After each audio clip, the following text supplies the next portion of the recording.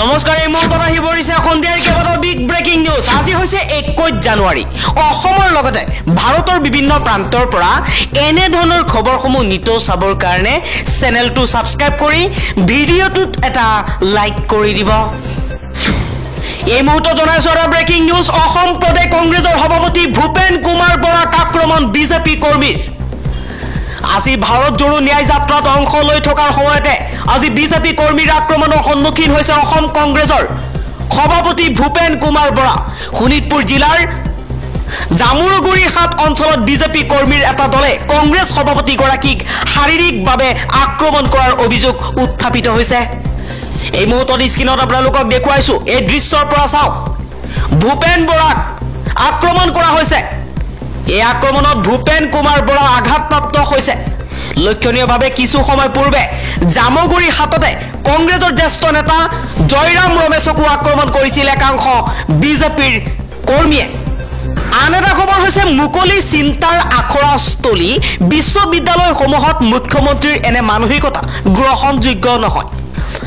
গুৱাহাটী বিশ্ববিদ্যালয়ৰ অধ্যাপক ডক্টৰ অখিল ৰঞ্জন দত্তৰ বিৰুদ্ধে মুখ্যমন্ত্ৰীয়ে শাস্তিমূলক ব্যৱস্থা গ্ৰহণৰ নিৰ্দেশনা দিয়াৰ পাছতে এই প্ৰতিক্ৰিয়া ব্যক্ত কৰিছে আছুৰ সাধাৰণ সম্পাদক শংকৰজ্যোতি বৰুৱাই।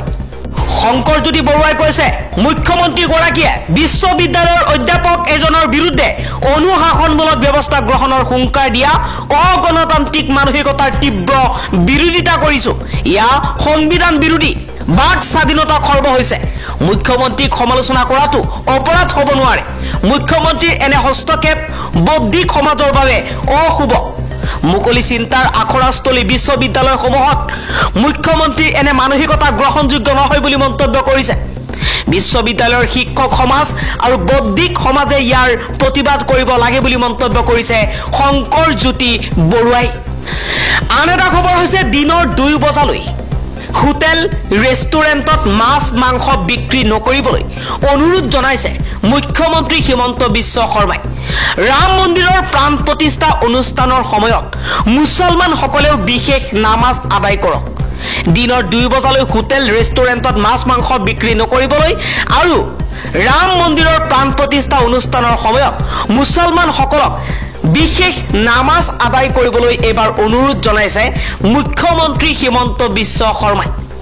পৰৱৰ্তী খবৰটো হৈছে 22 জানুৱাৰীত বন্ধ ঘোষণাৰ বিৰুদ্ধে মহাৰাষ্ট্ৰ উচ্চ ন্যায়ালয়ত আবেদন 4 শিক্ষাৰ্থীৰ। চৰকাৰৰ সিদ্ধান্তক ধৰ্ম নিৰপেক্ষ বিৰোধী আখ্যা 4 শিক্ষাৰ্থীৰ। আন এটা খবৰ হৈছে ৰাম মন্দিৰৰ প্ৰাণ প্ৰতিষ্ঠাৰ দৃশ্য লাইভ টেলিকাষ্টত নিষেধাজ্ঞা তামিলনাডু চৰকাৰৰ। এক ডাঙৰ খবৰ জনাই আছো। যি সময়ত সমগ্ৰ ভাৰতবৰ্ষত চলিব লাইভ টেলিকাষ্ট, তেনে সময়তে তামিলনাডু চৰকাৰে নিষেধাজ্ঞা আৰোপ কৰিছে ৰাম মন্দিৰৰ প্ৰাণ প্ৰতিষ্ঠাৰ দৃশ্য লাইভ টেলিকাষ্ট বন্ধ কৰিবলৈ। 22 জানুৱাৰীত ৰাম মন্দিৰৰ প্ৰাণ প্ৰতিষ্ঠা অনুষ্ঠানৰ লাইভ প্ৰচাৰ চাব নোৱাৰিব তামিলনাডুৰ জনতাই। এই অভিযোগ কেন্দ্ৰীয় বিত্তমন্ত্ৰী নিৰ্মলা সীতাৰমণৰ। এই মুহূৰ্তত জনাইছো এটা ব্ৰেকিং নিউজ। মুখ্যমন্ত্ৰী হিমন্ত বিশ্ব শৰ্মাৰ মুখত অশ্লীল শব্দ। এই মুহূৰ্তত আপোনালোকক দেখুৱা মুখ্যমন্ত্ৰী হিমন্ত বিশ্ব শৰ্মাই কি অশ্লীল মন্তব্য কৰিছে। সংবাদ মেলত মুখ্যমন্ত্ৰীৰ মুখত অশ্লীল শব্দ। মুখ্যমন্ত্ৰীয়ে বেয়া শব্দ ব্যৱহাৰ কৰিলে। তোমাৰ সাহ আছিলে যেতিয়া ৰেণ্ডি চাহেব ফালকে বঁটা লিখিছিলে, তেতিয়া তুমি লিখিছিলা না নাই হীৰেণ গোহাঁইৰ এগেইনষ্টত? এটা কথা কওকচোন, ৰেণ্ডি চাহেবটো ভাল শব্দ নে মালটো ভাল শব্দ? মোৰটোতো বহুত ভাল। গতিকে মই ডুপ্লিকেট মাল বুলি কৈছিলো আৰু মই কৈ থাকিম, that is my own assessment. আৰু তেওঁৰ কিতাপত মই দেখুৱাই দিম ইমান বেয়া বেয়া শব্দ লিখা। মালটোতো বহুত ভাল, আমিতো ঘৰত কয় মাল বস্তু লৈ আছো, কিন্তু it's a very good word. এইটো GSTৰ হিন্দী সংস্কৰণটো মালেই। মালটোতো একদম ভাল শব্দ, কিন্তু ৰেণ্ডি চাহেব লিখিব পায় নেকি? সেইকাৰণে এইবিলাক মোৰ চুইট প্ৰতিশোধ লোৱাৰ বহুত দিন আগৰ পৰা ইচ্ছা আছিল। এতিয়া মই সুযোগ পাইছো, মই এইবোৰ লৈ আছো মাজে মাজে।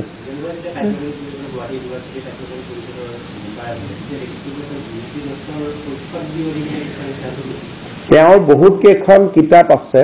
সেই কিতাপ কেইখন মানে মই বহুত কথা ক'ব নাযাওঁ, মোৰ হাতত তথ্য আছে, কিন্তু তেওঁৰ আৰু মই ইণ্টেলেকচুৱেল কেতিয়াবা হ'লে কম। মানে বেলেগৰ লিখনি নিজৰ নামত প্ৰকাশ কৰালৈকে বস্তু আছে।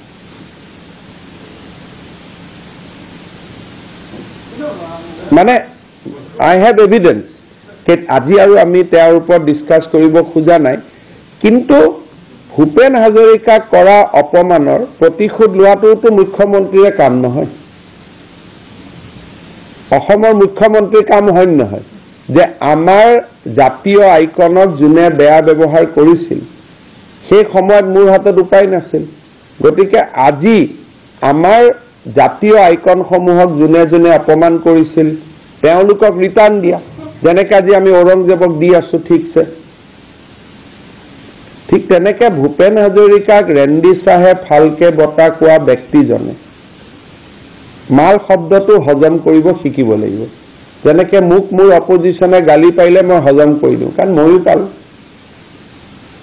মইতো কাকো পিছদিনা ফোনো কৰোঁ, মইতো কাকো ব্যক্তিগতভাৱে বেয়া নাপাওঁ, কাৰণ ময়ো পাৰোঁ যেতিয়া মোকো পাৰে। It is a game. ফুটবলত যদি আপুনি এটা গ'ল দিয়ে আপোনাকো এটা গ'ল দিব নাই।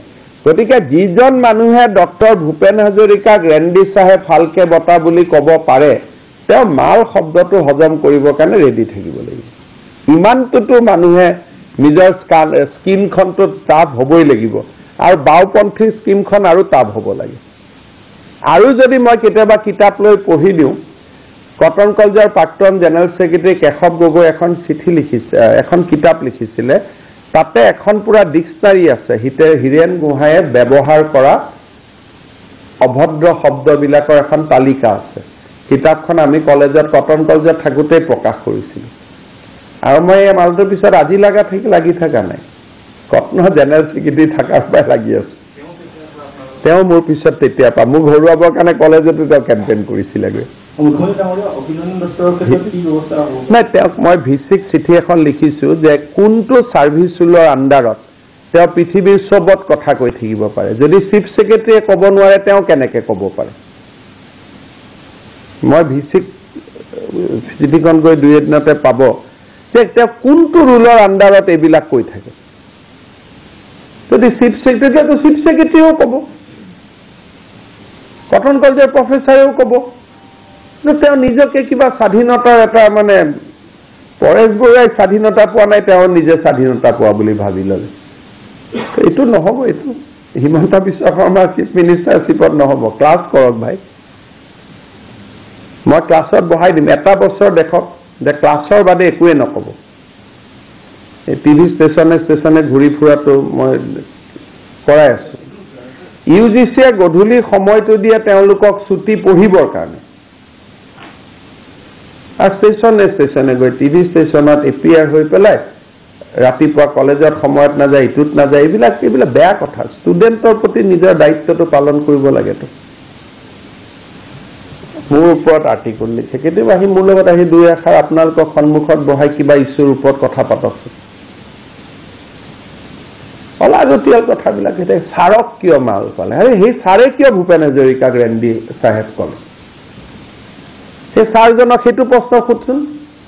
সেইটোতো সুধিব সাহস নাই। ইমান ডাঙৰ মানুহ, আৰে কোন চা ডাঙৰ মানুহ? বেলেগৰ কিতাপ নকল কৰি লিখাটো ডাঙৰ মানুহ নেকি? কেতিয়াবা মই প্ৰেছ কনফাৰেন্সত কিতাপখনো দি দিম।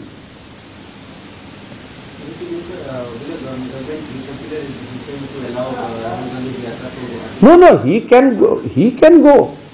Only cases will be registered. Baki to I'll not stop him.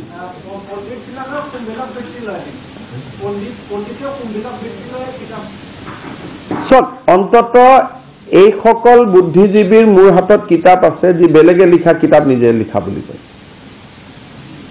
অসমত এটা চাম এনেকুৱাই আছিলে, যাৰ কাৰণে আপোনালোকে ভাবক জ্ঞানপীঠ বঁটা বিজয় নীলমণি ফুকনৰ কি অৱস্থা কৰি থৈ গৈছে।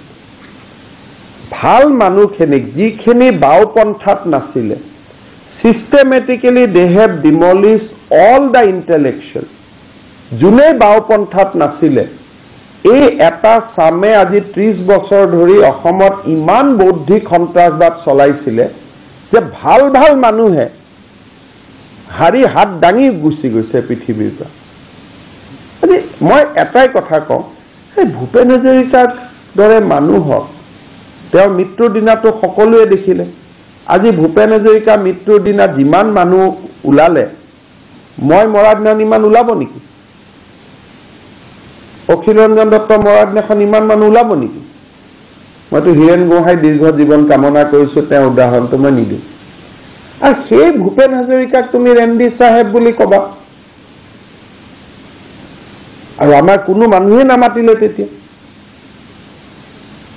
সেইকাৰণে মই সেইবিলাকৰো ৰাস্তা ঘাট বনোৱাৰ লগে লগে এই যে মই মালটো কৈছো এনেই কোৱা নাই অকল সেইটো কথা মনত পেলাবৰ কাৰণে কৈছো নহ'লে মোৰ কি যায় ক'বৰ কাৰণে মই এইবিলাক অলপ অলপ মানুহক মনত পেলাই দিয়া আছো যে এইবিলাক মানুহে অসমখনক আন্দোলনৰ পৰিৱেশত আবদ্ধ ৰাখি কিমান ল'ৰা ছোৱালীক বেয়া আৰে হীৰেণ গোহাঁই এটা কথা লিখিব নোৱাৰে নেকি এই যে দুখীয়া ল'ৰাবিলাকে চাকৰি পাইছে সব বেয়া কৰিছে হিমন্ত বিশ্ব শৰ্মাই অন্ততঃ এইটো ভাল কৰিছে তাকো ক'ব এইটো বুৰ্জোৱা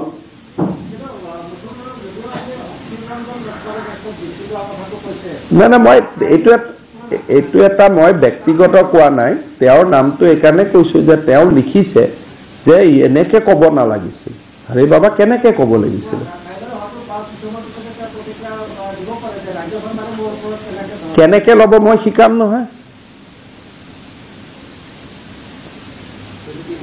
মই মাল নহ'লেতো মই বস্তুটোতো হয় না মই শিকাই দিম না কেনেকে ল'ব পাৰে কাৰণ এওঁলোকক ঠাণ্ডা নকৰালৈকে অসমখনে ফাইনেল শান্তিটো নাপাব মানে সেই হিচাপত পৰেশ বৰুৱাৰ ইছ্যুটো একদম ইছ্যুৱে নহয় after all he is a positive man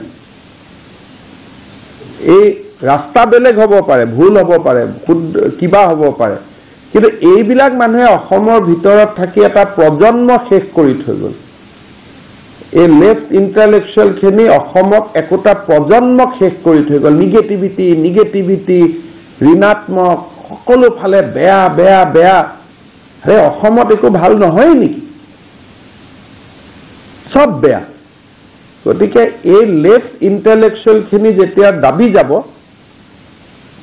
সঁচা কথা সত্যই যেতিয়া তেওঁলোকক দবাই দিব তেতিয়া দেখিব যে অসমত স্থায়ী শান্তি আহিব আলফাটো সমস্যা নহয়